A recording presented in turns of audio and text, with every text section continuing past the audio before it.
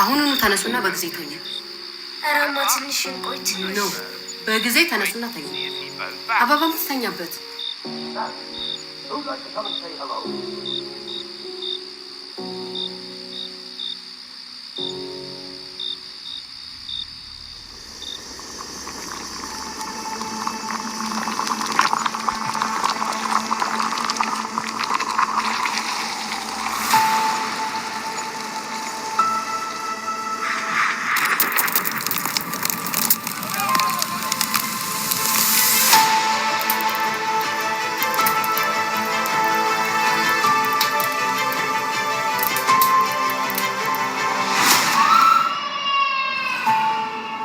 የቤት ሰራተኛ የ8 ወር ህጻን ልጅ ከፎቅ ላይ ወረወረች አሉ።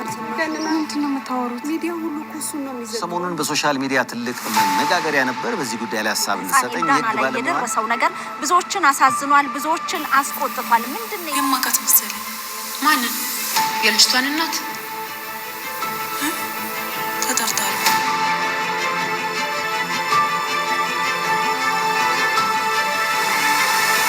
እንፈልጋለን።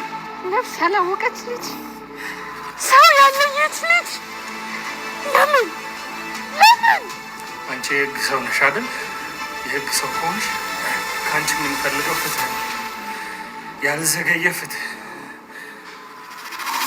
የቤት ሰራተኞችን ጉዳይ በተመለከተ ነበር። አበባ የምትባል የቤት ሰራተኛ ገባኝ። ሰሞኑን ሶሻል ሚዲያ ሁሉ በተንጫጫበት ጉዳይ ላይ የድርሻቸውን ዝና ለመውሰድ በሚመጡ ተቸግረናል። አይ እኔ እንኳን እንደዚህ ማለት አይደለም።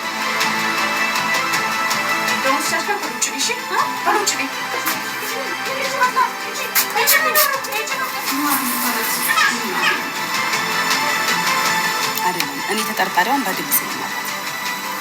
በተረፈ እኔ ጉዳይ የአበባ ጉዳይ ብቻ ሳይሆን በአጠቃላይ ሰራተኞችን የተመለከተ ነው። ለኔ እዚህ መሆን በጣም ከባድ ነው። አልቻልኩትም።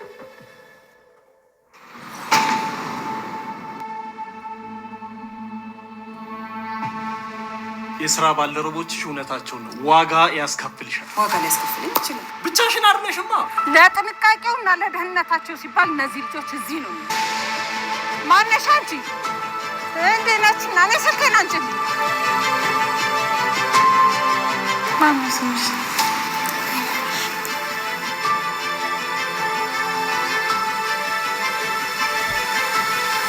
ምንድን ነው? ሰራተኛ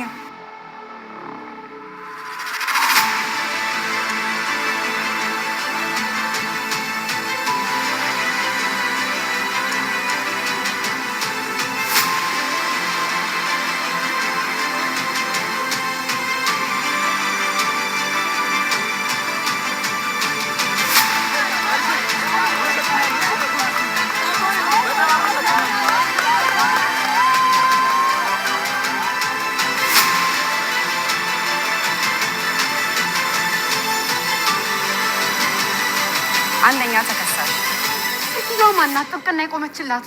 ስሜታዊ ሳንሆን ነገሮችን ማየት ብንችል ጥሩ ነው። ልትበይ አልፈልገሽ ነበር።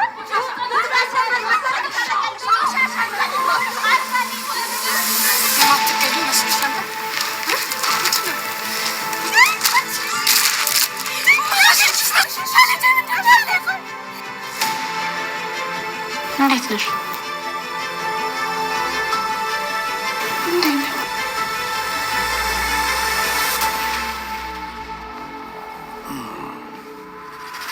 እኔም ብቻ አይደለም ያካተተው የተበዳይ ቤተሰብን ፍትህን ቆሜለታለሁ የምትሆን ሙያ ስነ ምግባርም ጭምር።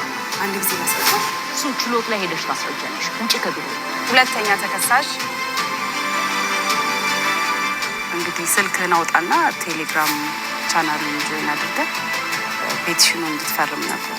ይኸው እናንተም ስልካችሁን አውጧ። አትስማሙም እንዴ? ይኸው ሁሉ ስልክ ያውጣል።